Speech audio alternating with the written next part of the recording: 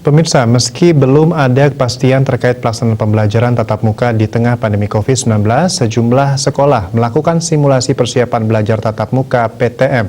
Proses ini dilakukan secara bertahap dengan didukung kesiapan protokol kesehatan yang ketat. Beginilah kegiatan persiapan simulasi belajar tatap muka di SD Negeri 3 Banjarjawa Singaraja. Berdasarkan pemantauan di lokasi, siswa-siswi ini diawasi secara ketat oleh gurunya mulai dari pengecekan suhu tubuh dan mencuci tangan. Bahkan kesiapan ruang kelas dan tempat duduknya pun disekat dengan pembatas agar para siswa ini nyaman belajar. Kadisdikpora Buleleng Made Astika menjelaskan skenario berbeda dilakukan oleh SD Negeri 3 Banjarjawa. Menurutnya pelaksanaan PTM akan dilakukan berjenjang. PTM kelas 6 dilakukan di hari pertama dan PTM kelas 5 di hari kedua. Begitupun selanjutnya. Jumlah siswa di dalam kelas diwajibkan 50% dari keseluruhan siswa di kelas bersangkutan. Astika menambahkan simulasi ini dilakukan dengan tujuan memenuhi keinginan orang tua. Di samping itu, anak-anak rindu dengan situasi sekolah dan para guru-guru.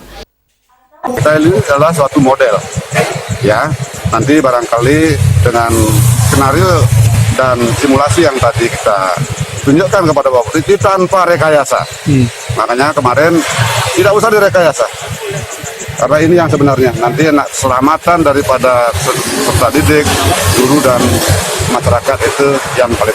Sementara itu, Bupati Buleleng yang langsung meninjau kegiatan belajar tatap muka menjelaskan, jika simulasi ini berhasil, bukan tidak mungkin kegiatan tersebut akan dilakukan 2 kali dalam seminggu. Jam belajar pun akan ditambah dari 3 jam belajar menjadi 6 jam belajar. Ini berhasil, berarti bulan depan kita harapkan mereka sekolah sudah bisa 2 kali dalam seminggu, ya nggak? Ada waktu yang kita bisa tambahkan.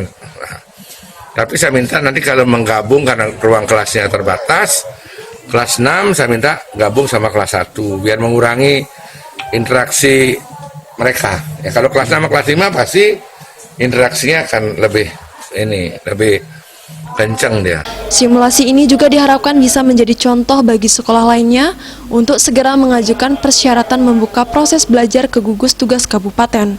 Komang Yuda, Bali TV.